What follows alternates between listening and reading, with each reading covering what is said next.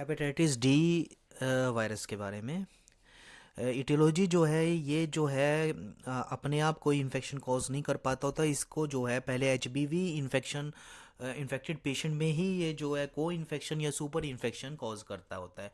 को इन्फेक्शन का मतलब ये है कि भी एच बी वायरस और हेपेटाइटिस डी वायरस दोनों की इन्फेक्शन एक साथ हुई है। और सुपर इन्फेक्शन का मतलब है कि पहले पेशेंट हेपेटाइटिस बी वायरस से इन्फेक्ट हुआ और उसके ऊपर जो है एचडीवी की इन्फेक्शन हुई है। तो इन दो इन्फेक्शंस तरीके के इन्फेक्शंस के मैकेनिज्म के कारण जो है इसके क्लिनिकल आउटकम भी अलग अलग होते हैं, जो हम आगे बाद में बताएंगे। इसका जो है ये अपना जो है आउटर कोट नहीं बना पाता होता। ये जो है excess H B S antigen from H B V से जो है इसका आउटर कोट बनता होता है। और इनर कोर जो है वो single standard circular RNA virus होता है जो कि एचडीवी एंटीजन एक्सप्रेस करता होता है। एपिडेमियोलॉजी में हमने दो तरीके की इन्फेक्शन बताई दी कि को इन्फेक्शन और सुपर इन्फेक्शन। और ट्रांसमिशन जो है इसका इंट्राफेमिलियल होता है और इंटीमेट कॉन्टैक्ट के दौरान होता है। और ख़ासतौर पे जहाँ हाई प्रेवलेंस एरिया जैसे कि डेवलपिंग नेशंस में होता है और डेवलप्ड नेशन में पैरेंटल रूट हो सकता है। और एक्यूट लीवर फेलियर के केसेस में जो है हम इसको कंसीडर कर सकते हैं कि भी ये पॉसिबिलिटी हो सकती है कि को इन्फेक्शन या सुपर इन्फेक्शन हेपेटाइटिस डी की हुई हो। इंक्यूबेशन पीरियड इसका 2 से 8 हफ्ते होता है और विद को इन्फेक्शन। और इंक्यूबेशन पीरियड जो है एच बी वी इन्फेक्शन से सिमिलर होता है। पैथोजेनेसिस जो है इसकी ये है कि भी क्योंकि ये सुपर इन्फेक्शन या को इन्फेक्शन होती है तो ये जो है ज़्यादा डैमेज कॉज करती होती है। और ये जो है एक तरीके से साइटोपैथोजेनिक मैकेनिज्म से ये जो है ये कॉज करता होता है डैमेज।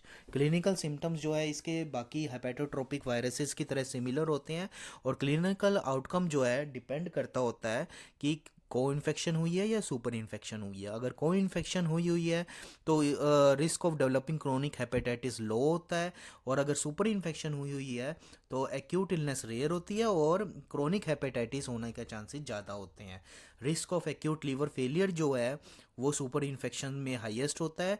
हेपेटाइटिस डी जो है उस उन बच्चों में कंसीडर करना चाहिए जिनमें जो है एक्यूट लीवर फेलियर के सिम्टम्स या एविडेंस आए हों। डायग्नोसिस क्या है, कैसे बनाते हैं हम? ये एच जो है वो आइसोलेट नहीं किया गया है, कोई सर्कुलेटिंग एंटीजन आइडेंटिफाई नहीं हुआ है। और इसलिए जो है डायग्नोसिस जो है एंटीबॉडी के जरिए आईजीएम एंटीबॉडी टू एचडीवी से जो है बनता है, जो कि 2 से 4 हफ्ते बाद को इन्फेक्शन के बाद डेवलप होती है और 10 हफ्ते बाद सुपर इन्फेक्शन के बाद डेवलप होती है आईजीएम एंटीबॉडी टू एचडीवी जो हम डिटेक्ट करते होते हैं। और ये कमर्शियली अवेलेबल टेस्ट है एंटी एचडीवी एंटीबॉडी का आईजीएम वाला।